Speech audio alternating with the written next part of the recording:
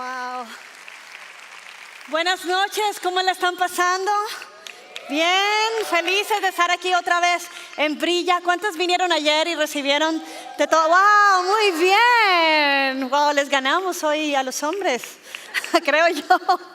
Si no, están en problemas allá porque no caben tantos, pero bueno, ojalá sea un buen problema, ¿verdad que sí? Bueno, para mí es un honor presentar a la siguiente conferencista.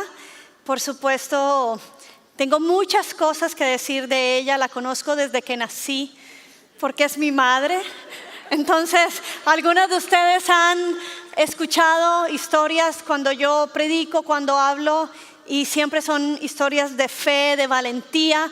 Una mujer que cambió la historia, no solamente de su vida, la de su familia y la de su generación. Fue la primera cristiana en toda esta familia por parte de mi papá, por parte de ella misma, y hoy en día hay casi toda la familia convertida gracias al testimonio de fe de esta mujer. Pero esta mujer, cuando quedó con el nido vacío, que todos los hijos se fueron, que quedó sola porque mi padre pues había fallecido hace unos años atrás, ella decidió cumplir los sueños que Dios había puesto en su corazón y que los tuvo que poner en pausa porque se dedicó a su hogar y a sus hijos. ¿Cuántas mujeres aquí han puesto en pausa algunos sueños porque están abrazando un sueño más grande, que es el de su familia? ¿Okay? No es porque, estoy aquí, ni modo, no puedo hacer, no, porque abrazaron un sueño más grande. Y ella lo hizo, pero después ella retomó sus sueños y estudió una licenciatura en teología, luego una maestría en teología de la mujer, y hoy en día es la decana del Seminario Mayor de Teología y Ciencias Religiosas del Caribe y de la Nueva Granada. Desde Barranquilla, Colombia, les presento y pido que reciban con un fuerte aplauso a Gloria Hincapié.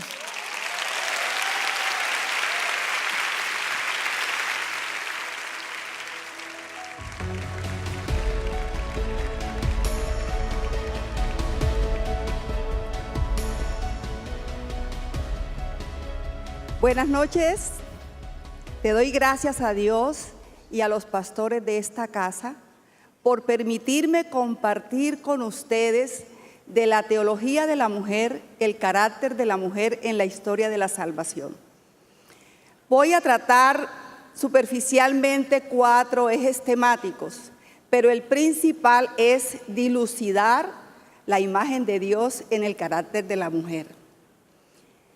Hay un pensamiento de uno de los padres de la Reforma, de Juan Calvino, que dice: la obligación del teólogo no es decir lo que cualquiera quiere escuchar, sino fortalecer la conciencia enseñando lo que es correcto, lo que es verdad y lo que es útil. Así que empezamos en el nombre del Padre, y del Hijo, y del Espíritu Santo. Amén.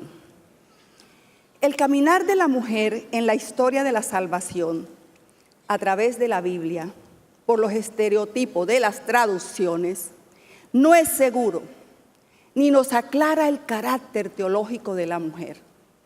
Así que cuando intervenimos las Escrituras con un instrumento teológico que va a concurrir los diferentes aspectos vitales de la interpretación, entonces el carácter de la mujer adquiere otro rango y comienza desde el principio, desde el Génesis.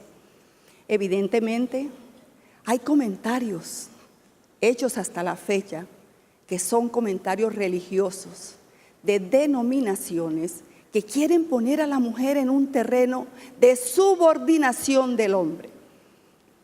La narración de los primeros 6 capítulos del Génesis constituyen un mito muy hermoso. Sin embargo, fue escrito en términos simbólicos. Es decir, ellos no tenían una herramienta científica para decir cuáles eran sus orígenes, pero tenían la certeza de que Dios asistía a Israel. Esa diáspora que recoge el mito sumerio que sale de Babilonia y lo plantea como un hecho moral. Es decir, los escritores del momento fueron inspirados para que de una manera sencilla Israel pudiera entender una regla moral. Pero además de una regla moral, hay una raíz de la interpretación, de la revelación bien clara, que nos dice desde el comienzo: en el principio Dios creó al hombre, varón y hembra los creó. Si nosotros ponemos este texto, lo traducimos en varios idiomas, este texto no nos diría nada. Pero si ponemos este texto en 1.000.000 de traducciones, entonces encontramos la raíz lingüística de cómo fue escrito el texto.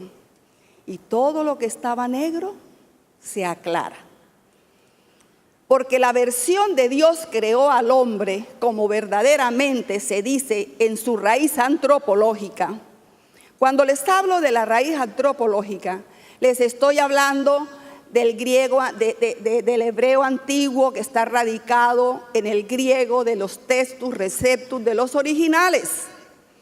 Entonces, como está escrito en su versión antropológica, es porque Dios creó al género humano. No dice porque Dios creó al hombre como macho. Así no dice. Y más adelante entonces dice, varón y hembra los creó y fueron imagen de Dios. Es decir, el género humano constituido por un hombre y una mujer y fueron imagen de Dios. Dios creó al género humano como creó a las demás especies, como creó al género animal, así también creó al género humano con el requisito de la especie. El punto está en el primer artículo del Génesis, que debe ser leído en una lectura que verdaderamente pueda descifrar lo que se dijo. Así tiene que ser una lectura teológica, porque de lo contrario estamos leyendo el texto de manera literal, fundamentalista. Este texto compromete para los que han interpretado y enseñado mal, porque entonces toman varón y hembra los creó para justificar el matrimonio de la teología de la mujer. Pero aquí todavía no estamos hablando de eso. Aquí no estamos hablando de la teología del matrimonio de la mujer. Aquí apenas estamos hablando de los comienzos de la creación. También hacen una interpelación, sacan el género y ponen al hombre como el primer Adán.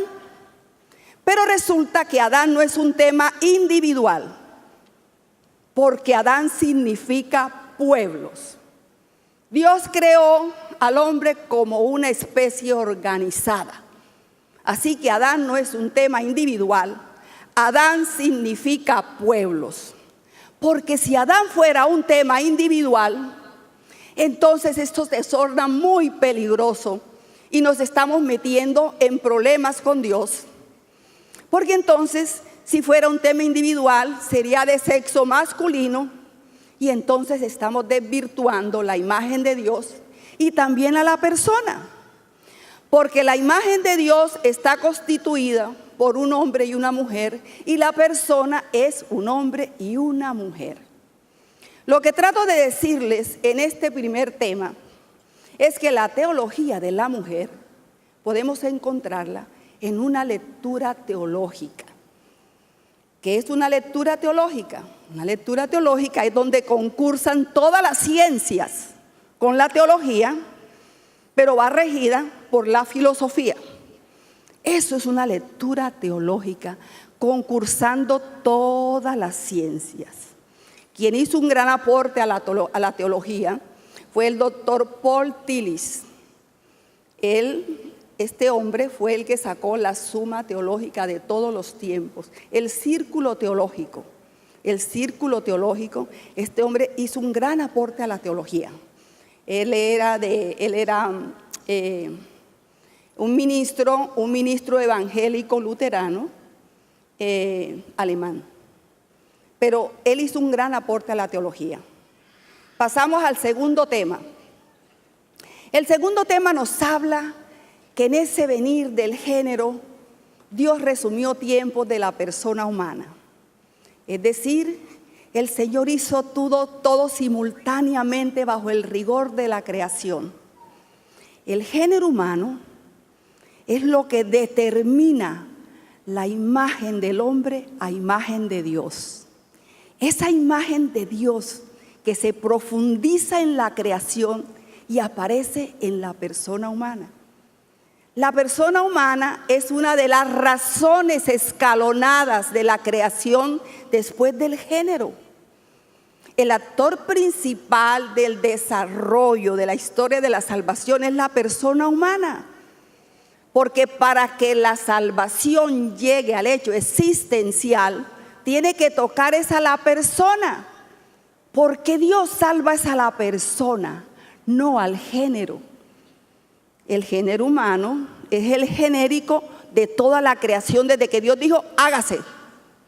Pero la persona somos el desarrollo de la imagen de Dios. Así que en este tenor no hay cabida para que acciones quieran desvirtuar en la persona, como por ejemplo el sexo mal utilizado, grupos denominados feministas o la condición del homosexual. Lo que pasa es que esto se ha tratado mal, porque esto no es una discusión teológica, sino meramente social. Se ha confundido el género humano por el género del sexo. Pero aquí, en la teología de la iglesia de nuestro Señor Jesucristo, no es así. Aquí en la iglesia es primero el género humano, después la persona identificada por un hombre y una mujer. Esto no fue autoría del hombre, ni autoría de las ciencias sociales. Esto fue autoría de Dios. Él así lo determinó. Un análisis psicológico de esto nos libra de determinaciones equivocadas neoliberales que validan una posición de un grupo feminista o cualquier otro grupo que ha tenido la historia durante miles de años. Ha tenido la historia durante miles de años. Así que mal hacemos en validar teorías o discusiones que son teorías sociales que no son imagen de Dios. Porque si lo hacemos para justificar los valores del reino, déjenme decirles que cuando Jesucristo entra en la discusión, ya no va en tema de purificación, sino de valores del reino.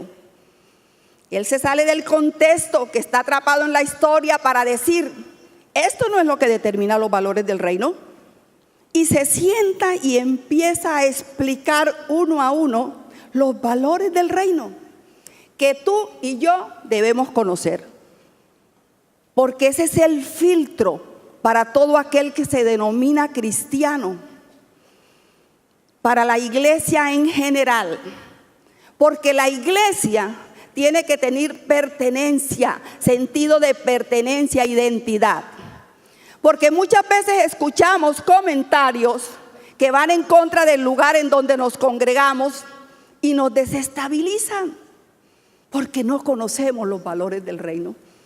Y por lo general son comentarios de personas que no pueden sustentar lo que dicen, que no tienen una educación superior en teología. Entonces nosotros tenemos que conocer en dónde nos plantó Dios para la construcción del reino. ¿Dónde encontramos estos valores del reino? En el Sermón del Monte, en Mateo capítulo 5, 6 y 7, que ustedes tienen que conocer para que estén agradecidos con Dios donde los plantó. Entonces, ¿cómo podemos saber si la iglesia en donde nos estamos congregando se dilucidan los valores del reino en el carácter de la congregación? ¿Cómo podemos saber eso? Bueno, cuando una iglesia tiene brigadas de oración, cuando una iglesia tiene brigadas de evangelización, Cuando una iglesia tiene brigadas para ir a las cárceles y visitar a los presos. Cuando una iglesia tiene brigadas para ir a los hospitales y visitar a los enfermos. Cuando una iglesia tiene brigadas para socorrer a las viudas y a los huérfanos. Pero sobre todo cuando se aplica la misericordia, el corazón compasivo y misericordioso de Jesucristo. Cuando recibimos al extranjero, ese extranjero que deja lo poquito seguro que tiene y se expone por un futuro incierto y viene perseguido, hambriento, viene con sed. Pero entonces hay iglesias que tienen brigadas y ¿saben qué hacen? Llegan y los abrazan y les secan las lágrimas y les sacian la sed física, pero también la sed espiritual, porque les dan identidad en Cristo. Entonces, dice el Señor Jesucristo: oye, cuando tuve hambre, me diste de comer. Cuando tuve sed, me diste de beber. Cuando estaba descalzo, me calzaste. Cuando temblaba de temor, de terror, que ni siquiera conocía el idioma donde iba a llegar, tú me abrigaste, me abrazaste, me ayudaste a sentir seguro. Y entonces preguntamos: ¿y cuándo hicimos eso por ti, Señor? Dice: cuando a esos pequeños les diste seguridad, saciaste su sed, los tomaste como hermanos. Eso lo hiciste por mí. Eso lo hiciste por mí.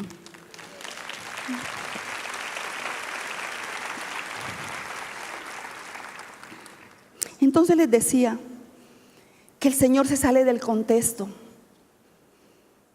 que está impreso en la historia para decir: eso no es lo que determina los valores del reino. Porque es que el reino ha llegado no para aplastar procesos antropológicos que pudieron salirse de su tiempo. El reino ya llegó, muchos están esperando. Ven tu reino, y resulta que el reino llegó hace 2018 años. Murió, resucitó, te redimió y te dio salvación en esperanza. Entonces, sí, la esencia de los decretos y las leyes son la imagen de Dios.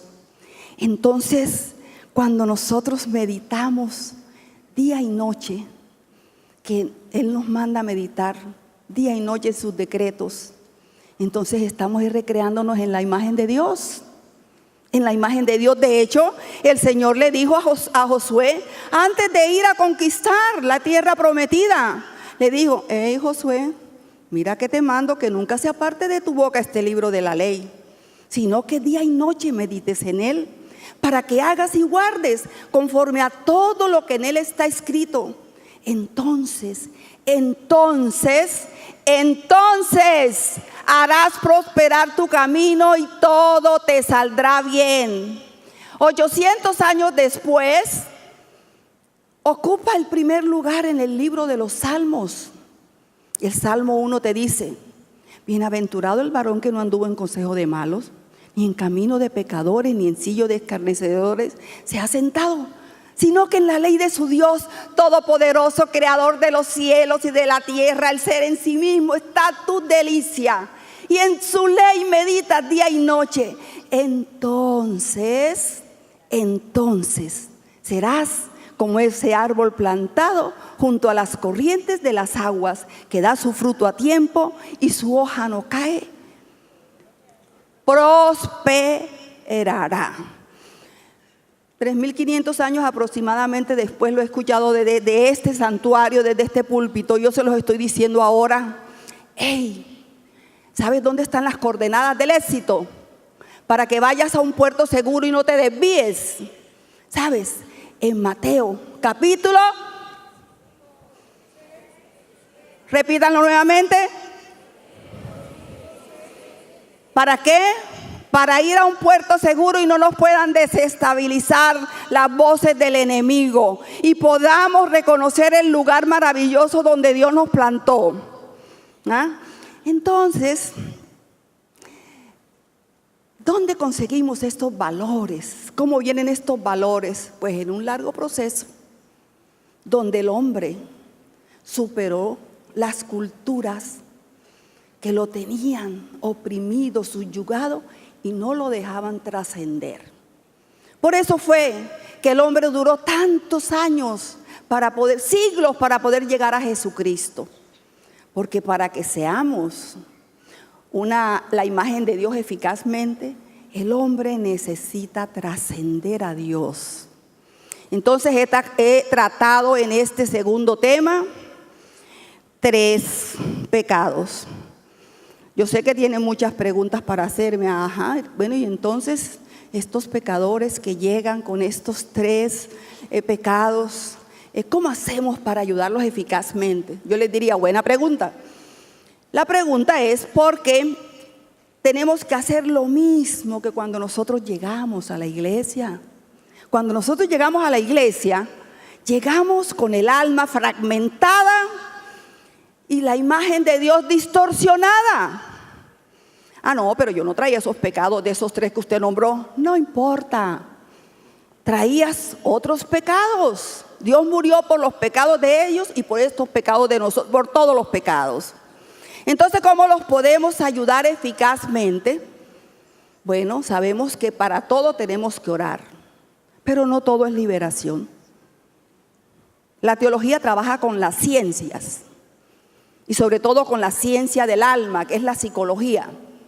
Entonces tenemos que remitirlos al departamento de psicología y de teología para que simultáneamente trabajen, y el que quiera ser pueblo de Dios, porque no podemos obligar a nadie, pero tampoco podemos discriminar a nadie, porque cuando una persona llega a la iglesia es porque está buscando algo que le falta, pero tienen que tomar la decisión de querer restaurarse y poder servir en la iglesia y ser parte del pueblo para poder construir el reino. Entonces los mandamos. ¿A dónde? A el departamento de psicología y teología para restaurar la imagen de Dios y el alma fragmentada, poderla sanar. La segunda pregunta es, que ustedes me harán a mí, digo yo pues, la segunda pregunta es, ¿y mientras se restauran, cómo los tratamos? Si ya nosotros somos santos y ellos son pecadores. Bueno, déjenme decirles que el sumario de la ley, el mandamiento supremo, nos dice que tenemos que amar a Dios sobre todas las cosas y a nuestro prójimo como a nosotros mismos. Ahí no te dice si te cae bien, si piensa como tú, oye, si es tu amigo. No, incondicionalmente tenemos que amar a los que tenemos en nuestro entorno. ¿Estamos claros en eso? Vamos al tercer eje temático. El tercer eje temático nos habla del significado de la palabra imagen de Dios y lo que significa también. Porque es que somos imagen de Dios, pero si te preguntan, oye, ¿qué es imagen de Dios? Descríbeme eso. No lo sabemos decir. No lo sabemos. Entonces, el significado de la palabra de Dios es la primera creación animal más especializada. Eso no lo digo yo. Eso lo dicen los textos receptos, los originales. Nosotros no los creamos de a mucho. Lo que somos es por la misericordia de Dios. Pero nosotros somos como ese pollino que lleva al gran rey en sus lomos. Eso es lo que somos. Lo que podemos ser después es cuando la imagen de Dios se ha dilucidado en nuestro carácter. Entonces, para poder dilucidar la imagen de Dios en el carácter de la mujer, tenemos que saber de qué se trata. Porque la imagen de Dios tiene unas cualidades que se desarrollan en el intelecto, en la conciencia y se desarrollan en todos los planes que Dios tiene en lo social. A eso se llama imagen de Dios. De ahí se desprende todo apelativo de justicia, misericordia, de compromiso social. Porque todos esos apelativos pertenecen a la imagen de Dios, porque Dios es misericordia, Dios es salvación, Dios es igualdad, Dios es derechos, Dios es valores, Dios es justicia, Dios es amor, Dios es salvación. Todo eso conforma la imagen de Dios. Pero como nosotras las mujeres somos imagen de Dios, entonces todos esos apelativos que conforman la imagen de Dios está dilucidado en el carácter de nosotras las mujeres. En los hombres también, pero como estamos hablando de la teología de la mujer, les estoy hablando es a las mujeres. Entonces, aquí ya podemos tener ya el primer enclave de la teología de la mujer. Porque no puede haber una teoría ni una tesis amañada de la teología de la mujer en la Biblia, porque eso va en contra del carácter de Dios. Entonces, para poder estudiar la teología de la mujer, el primer punto que debemos tomar es el Génesis con respecto a la creación. Ahí nos marca el rumbo y nos da una gran capacidad de análisis. El cuarto tema y último para explicar esta noche nos habla que hay una teología de la mujer, pero que también hay grupos denominados feministas. Hay algunas interpretaciones que tratan de exaltar a la mujer por lo que ha vivido, por la esclavitud de tipo cultural, del tipo social, de tipo religioso. Y entonces es como una voz de protesta que se levanta. Y se denomina entonces grupos feministas. Pero estos grupos feministas tienen la gran dificultad que han excluido la narración teológica de las Escrituras. Y entonces ellos lo que quieren exaltar es lo femenino y no al género. Y esto es una aberración. Porque la parte femenina no puede ir en contra de la mitad de la imagen de Dios, que es lo masculino, y viceversa. Lo masculino no puede ir en contra de la mitad de la imagen de Dios, que es lo femenino. Entonces, estos grupos feministas del siglo XX y el siglo XXI, en vez de fortalecer la iglesia, que es donde van a encontrar la verdad, lo que han hecho es que la han dividido. Se han enfrentado por no revisar técnicamente de cómo fue la creación y lo que significa un hecho moral. Porque la teología también es un estudio de moral, o sea, de la conciencia de Dios. Cuando nosotros hacemos teología, estamos acercándonos a una lectura aproximándonos a una lectura de la conciencia de Dios. Entonces se llama teología moral. Pero cuando nosotros no entendemos esto, no podemos acercarnos a los misterios de la conciencia de Dios. En esto somos imagen de Dios, porque tenemos la conciencia de Dios que no la tienen las otras especies que participan también de Dios, pero no al punto de generar una conciencia. Entonces, en este tenor, la mujer está capacitada para mostrar el plan de Dios hasta el final, porque en su conciencia se ha dilucidado la imagen de Dios y la conciencia. ¿Saben lo que les estoy diciendo, verdad? En la conciencia de Dios y la imagen de Dios está dilucidado en el carácter de nosotras las mujeres. Por eso podemos presentar el plan de Dios hasta el final.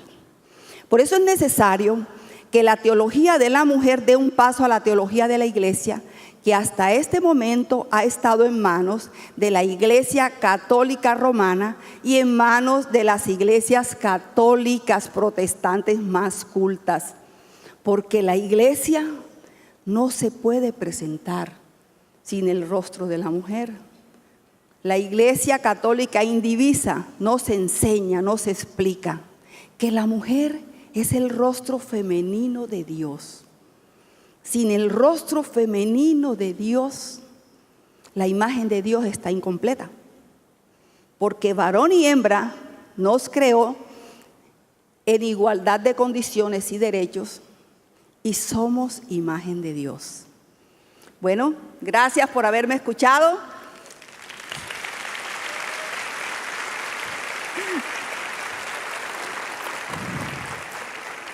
Padre Santo, eterno Señor, te doy las gracias, Padre, por este lugar, por esta iglesia, Señor, que abre estos espacios, Padre, para retroalimentarnos y poder, Señor, construir tu reino de acuerdo a tus estatutos. Espíritu Santo, gracias por la asistencia en el nombre de Jesús. Hemos terminado, Señor, gracias en el nombre del Padre y del Hijo y del Espíritu Santo. Amén.